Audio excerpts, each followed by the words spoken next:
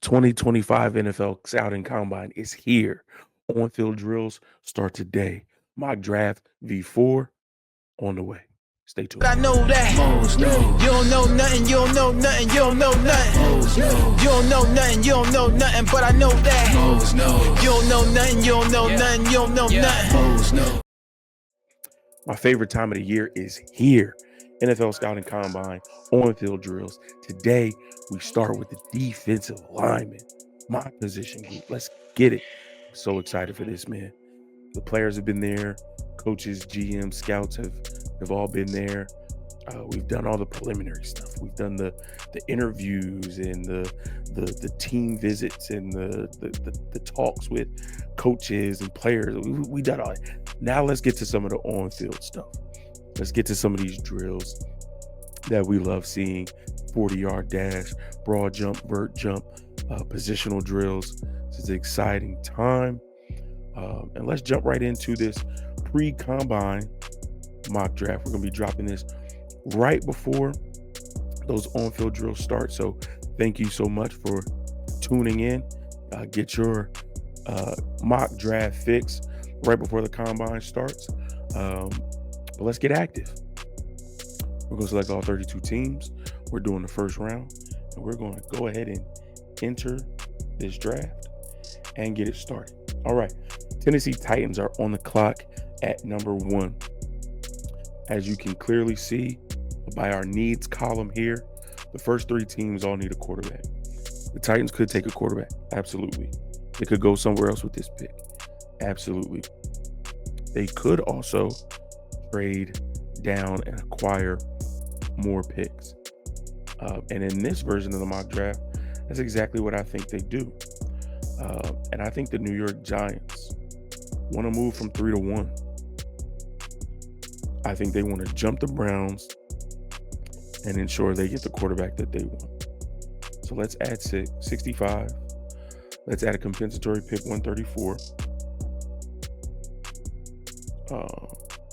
And let's move the Giants up from 1 to 3. Now the trades, I'm not worried about the trades being accurate. The trades will definitely differ depending on compensation and what goes where. There is a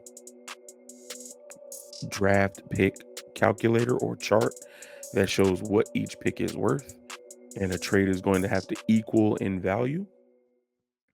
But we're not worried about those particulars at this particular time. So the Giants move up to 1, and they go get their quarterback, Cam Ward, out of Miami at number 1. And now the Browns are on the clock at number 2. Now maybe the Giants were hasty because the Browns don't go quarterback at number 2. But they have to make sure that they get their guy. And going from 3 to 1 isn't that big of a jump. Browns are on the clock. They could go Shedeur Sanders. Maybe they were fans of Cam Ward. And now that Cam Ward is off the board, they go to their next best option on their big board. And in this version of the round 1 mock draft, that's what I think they do.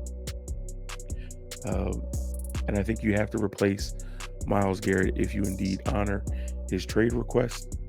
Now, there were medical reports from this week at the Combine that Abdul Carter has a stress fracture in his foot. His agent, Drew Rosenhaus, said, don't worry about that. He's going to be ready by the time the season starts. And we do have a lot of time before the season starts in September. So I think the Browns don't hesitate. They take Abdul Carter at number 2. Now the Titans are on the clock. They could still get a quarterback. But I think they make a move for a veteran, either in free agency or via trade. And so at 3, I think they move back, they add draft capital, and they get a generational talent in Travis Hunter. And so I think they go Travis Hunter at 3. Patriots on the clock at 4. Wide receiver and tackle are 2 of their biggest needs. In previous mocks, I drafted Teteroa McMillan to the Patriots at 4. That is still a valid option. He's available.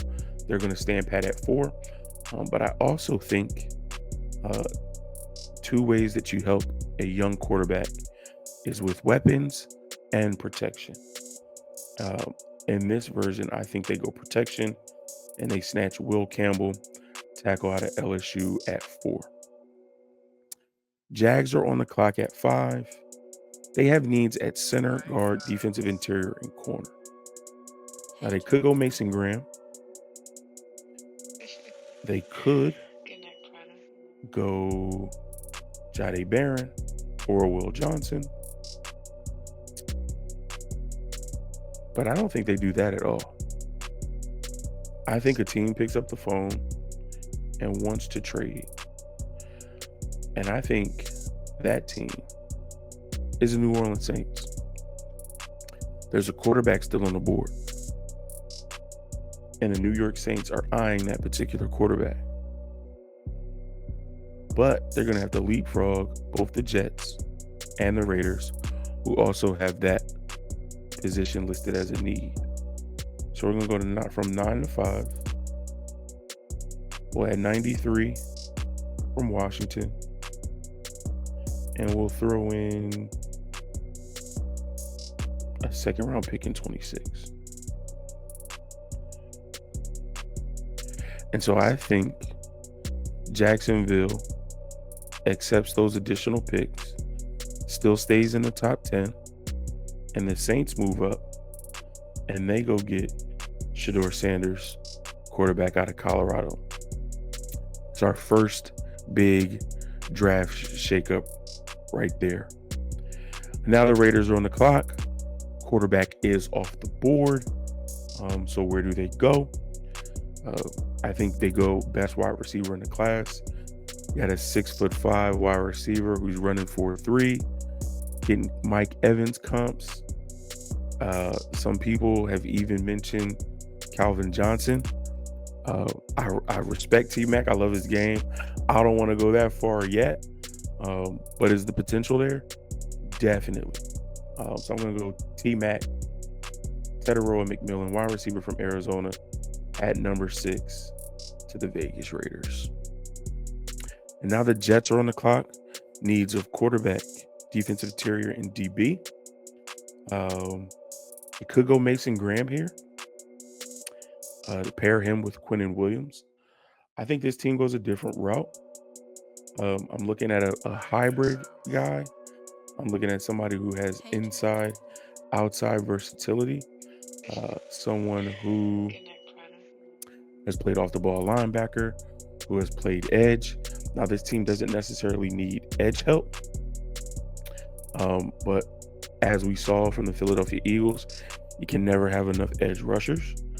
And so I think with where their linebacker core sits, being a little bit long in the tooth, up in age, and with the versatility that he has inside and out, I'm going to go Jalen Walker here at 7 from the Georgia Bulldogs to the Jets. New head coach, Aaron Glenn, was a defensive coordinator. I think he gets a young stud on the defense to help build his vision for what he wants that unit to be. We have the Panthers on the clock at 8. Defensive line is a need. I think they need to address that pass rush. And I think we go back-to-back Georgia Bulldogs. I'm going Michael Williams here at number 8 to the Panthers. And now we have the Jaguars on the clock. They move back. They add some picks. And I think they still get a position of need. They go defensive interior with defensive tackle Mason Graham out of Michigan at 9. The Chicago Bears are on the clock. Running back, center guard, edge are needs here. But I think more than that is protecting your investment. I think they'll be losing Tevin Jenkins to free agency. And so there are going to be some holes on that offensive line. I think you can go get one of the best offensive linemen in this class and tackle Kelvin Banks out of Texas. Have him protect Caleb Williams for the next 10 to 12 years. My San Francisco 49ers are on the clock. Let's flip this hat around. Hey, baby. Guard, tackle, defensive line. Um, hmm. Is there a guard? Sure. Um, I think we can go anywhere from Grazer Bell. He's listed as a tackle. He probably will play tackle with his athleticism, but he has inside versatility. Armand Membao also has inside versatility, but depending on how he tests this weekend, he might look like a tackle. Josh Simmons is here. That is an option for us. We did get confirmation during Combine Week from John Lynch that Trent Williams is returning. We could go a tackle to shore up our right side, but I know just from being a fan of this team that Kyle Shanahan likes Colton McKivitz. So where else could we go? I think we stay on the defensive side of the ball. I would love a guy like Kenneth Grant. We need to shore up that defensive tackle position. I know we have some young guys on the team that are trying to make a way for themselves. We possibly might be losing cornerback Mooney Charvarius Ward.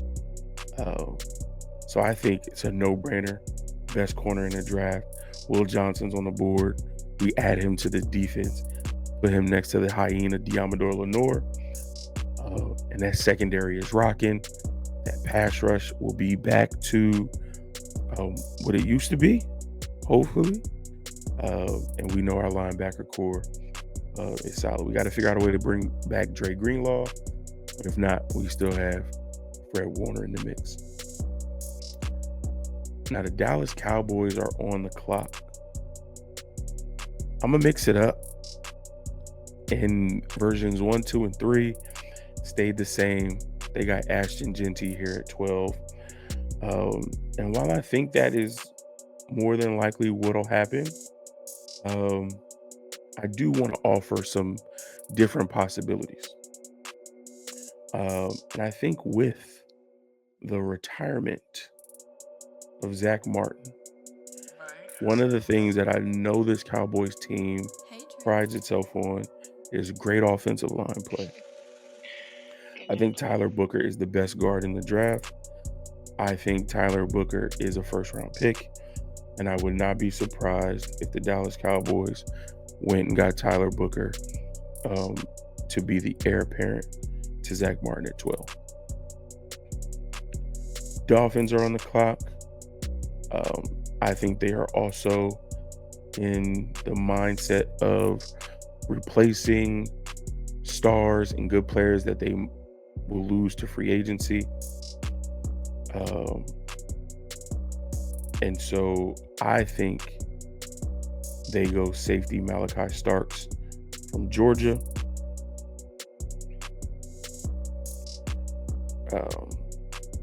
To replace a potential hole from a free agent that they will be losing. Colts are on the clock at 14. Tight end, edge, and DB are on the clock. Another trade alert. This is my last trade in round 1. But I have a trade alert. In anticipation for what could happen at 12, I think there's a team that's waiting in the wings. And I think the theme of this draft is finding replacements for retired players or players you might lose in free agency. So again, at 13, the Dolphins take Malachi Starks because Javon Holland will be leaving in free agency, and safety is in need, as you see here. At 12, the Cowboys take Tyler Booker because of the retirement of Zach Martin. And so a team now says, okay, Ashton Genty is still on the board. We will be losing a player to free agency. Who is on the clock? Well, the Colts don't need a running back. Neither do the Falcons. Jonathan Taylor, Bijan Robinson, respectfully, But the Arizona Cardinals could be looking to get a running back. They have James Conner. He's getting a little bit older, has some injury concerns. And so maybe you get a young guy. You start with a two-headed monster with Conner and Genty. And then in year 2, year 3, Genty takes over as the full-time starter. The Bengals, Chase Brown played well. But could you upgrade with Ashton Genty? Yes. So I think a team is sitting there saying, okay, Colts don't need this pick. Their top need is a tight end. They can get that later. I don't want another team to think how we're thinking and trade with the Falcons to get in front of the Cardinals, or trade with the Cardinals to get in front of the Bengals. So I want to pull the trigger now. Steelers at 21, looking to go up to 14. So I think they go 21. I think they go 85. And then they have a host of other teams' picks. They have LA, New Orleans, Atlanta, and Washington. And so maybe you split the difference between 225 and 247, 2185 and 231 for 14 and a third round in 2026.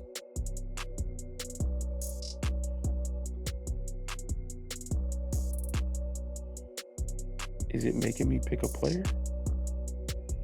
I haven't seen this before.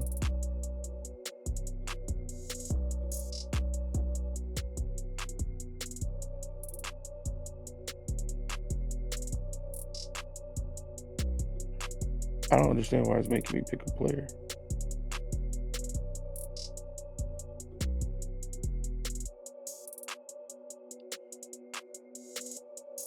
Oh. That was very weird. Because I don't know. That was weird. Give me 231 back. That was super weird. It wasn't on screen. It was behind this, but it was still being interacted with and wouldn't let me hit force trade. Weird. Sorry about that. But I think the Steelers move up. They want to replace Najee Harris, who they'll potentially lose in free agency. And I'm going to go Ashton Genty to the Pittsburgh Steelers at 14. I think that's a great fit. Falcons on the clock. Wide receiver, edge, linebacker, CB.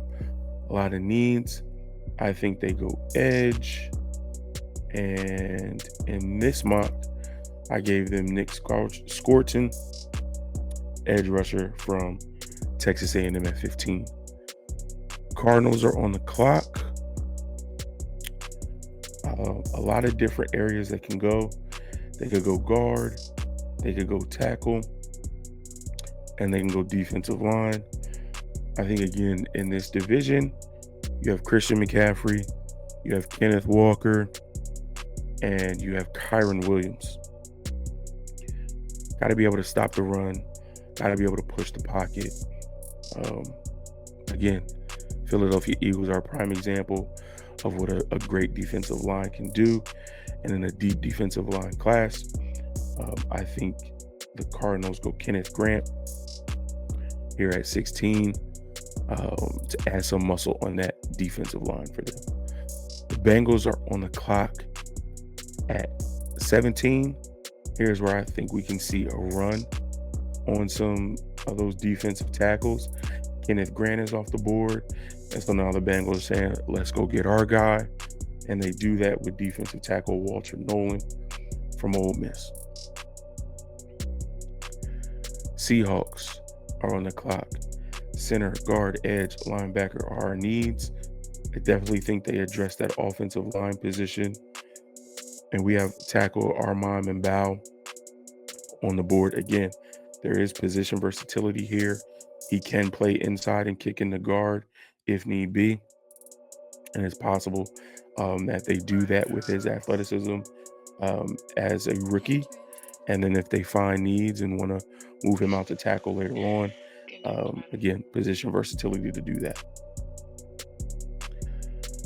Buccaneers are on the clock at 19. I think they go edge, which is their top need. One of my favorite guys that I can't wait to see this weekend at the Combine, James Pierce Jr. from Tennessee, comes off the board here at 19 to the Tampa Bay Buccaneers. Now the Broncos are on the clock. Wide receiver, tight end, linebacker is in need. I would love to give them a tight end. Tyler Warren is here. But wide receiver is definitely a need. And after T-Mac, Luther Burden is one of the best wide receivers in this draft class. I think I heard somebody from PFF, if I believe, compare him to Malik Neighbors and said he might be a tad better. Route runner, definitely a little bit more speed. Listen, I'm a Malik Neighbors fan, so I haven't watched much film on Luther Burden. After he said that, I'm definitely gonna take a look at some more of that film. But if this is what guys are thinking, analysts, scouts, some coaches, that he's in that tier, then that means he's going to be really, really good. And in a system like Sean Payton's, I think he can be really, really dynamic. So I'm going to go Luther Burden the third here at 20 to the Broncos. And the Colts add additional picks. They're able to move back, and they still get their guy at 21. I wanted to go somewhere different, but the trade allowed me to give a different spin on things. But this is the only team that has drafted the same player in each version of my mock drafts. Tyler Warren to the Colts at 21. And now the Chargers are on the clock. We had a run on defensive tackles. Now we have our run on tight ends. Colston Loveland reunites with his college coach, Jim Harbaugh, in Los Angeles with the Chargers. He goes off the board at 22. And now the Green Bay Packers are on the clock. Wide receiver, center, edge, and quarterback are needs. Corner, excuse me. Not one of my favorite corners in this draft. This Texas DB class. Jahdae Barron and Andrew McCool are two of my favorite defensive backs in this class. So I'm going to go. And there's also been news. One of the things you get at the Combine is teams discussing potential trades. The Packers are open to moving on from Jair Alexander. So you move on from Jair and you bring in Jahdae Barron, 23, to the Green Bay Packers. Vikings on the clock. Again, run at different positions. Running back is a need. Is it possible that Omarion Hampton comes off the board in the first round? It's definitely possible. But I don't have that happening in this mock draft. Maybe I have that happening after on-field drills at the scouting combine. I think this team adds to that cornerback room. And I think they go Benjamin Morrison. Again, I have an asterisk next to Benjamin Morrison. He did suffer an injury this past season. So we're going to have to see what the medical looks like. We're going to have to see if he performs on-field drills. You could definitely go Azariah Thomas. He's a sneaky first-round guy. Trey Amos, Siobhan Revel.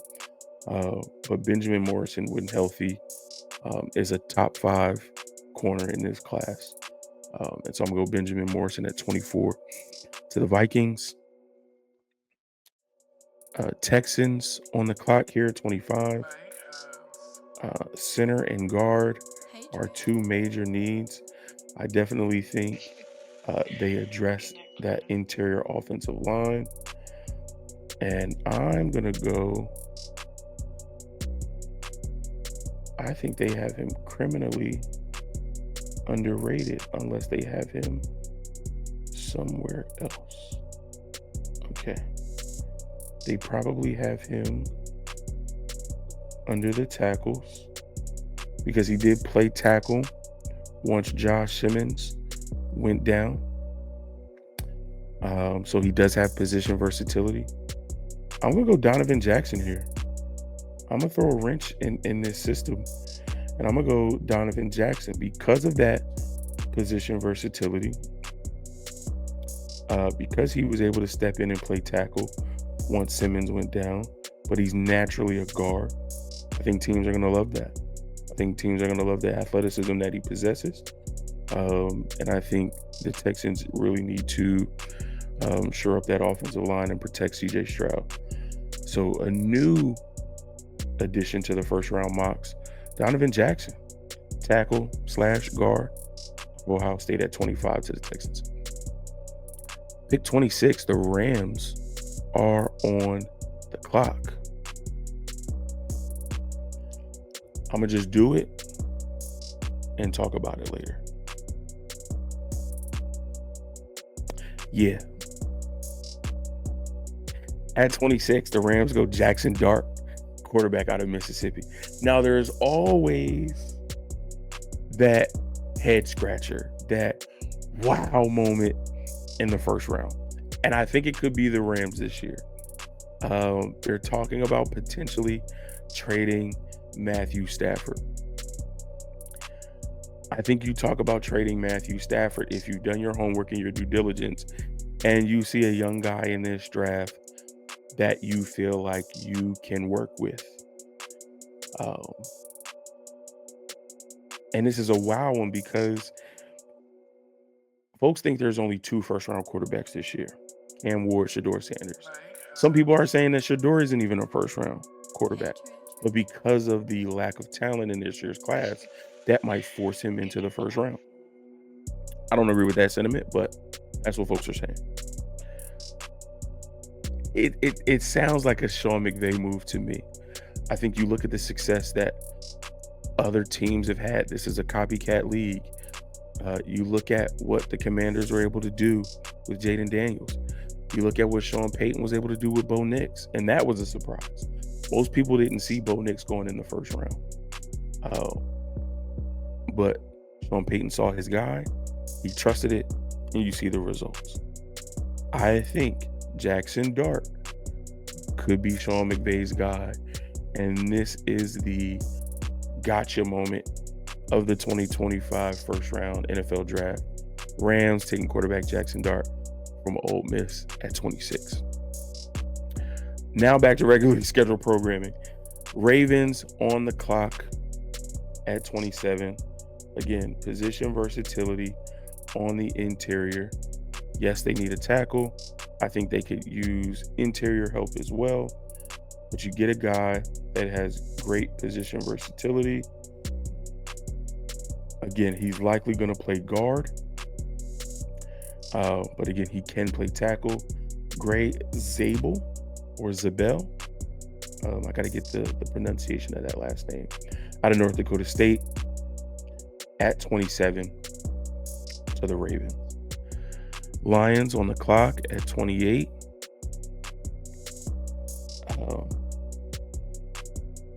Center guard is listed as a needs here, but if you're looking for the future rotation, absolutely.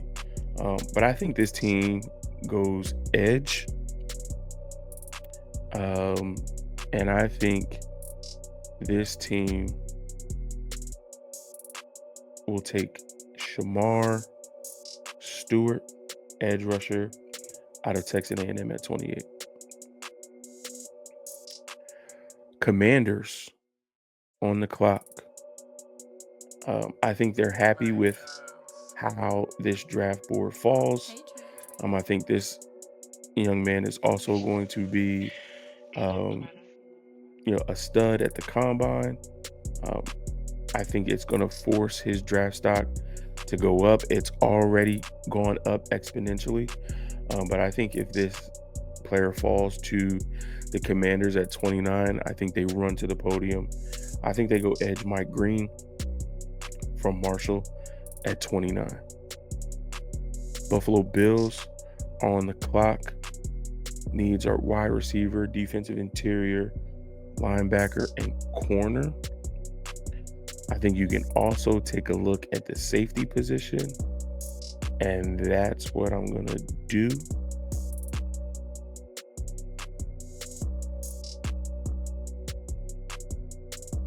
I'm going to have to go to the safeties.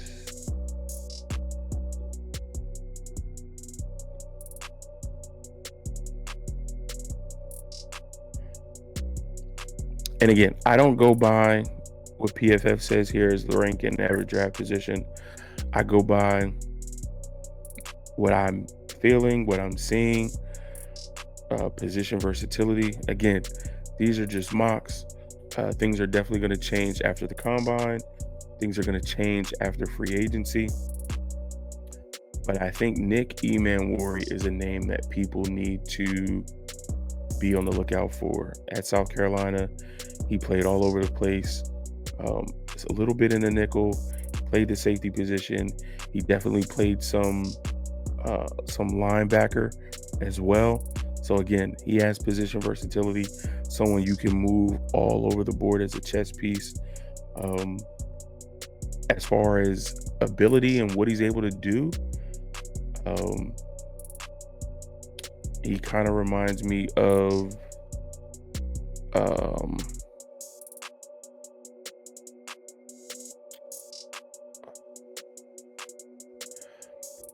what's my man from the Browns?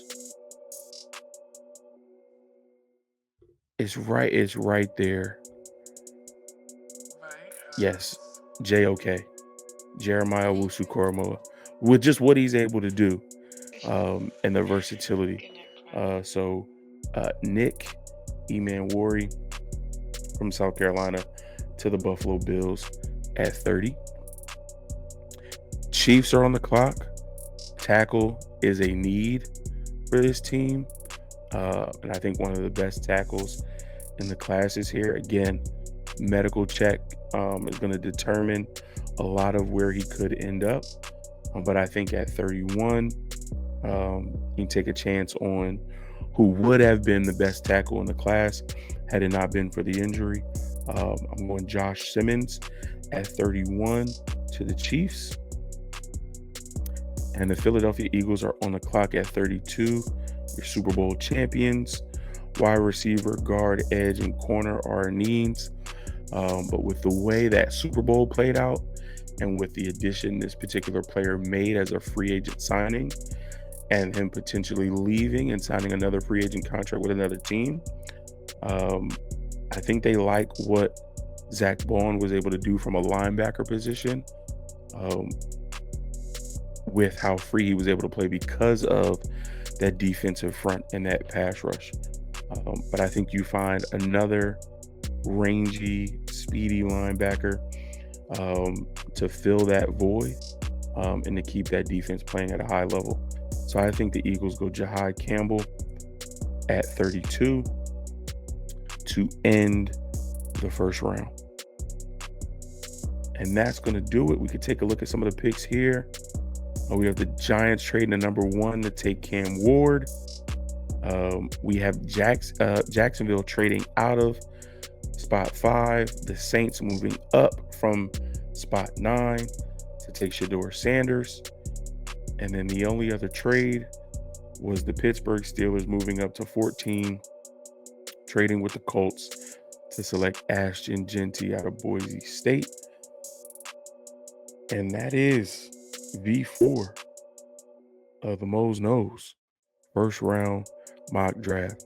As always, I would love your insight. I would love your input with this version. Again, this is a pre-combine. Once the combine is finished and I've, got all my data, we will be doing a post-combine mock draft, which should look very, very different. Maybe not too different, but there will be some differences based on how the combine shakes out, who performs well, who doesn't perform well, who doesn't perform at all. So draft stocks will go up and go down based off of what happens this weekend. But I'm so excited for it. Particularly excited for my little brother.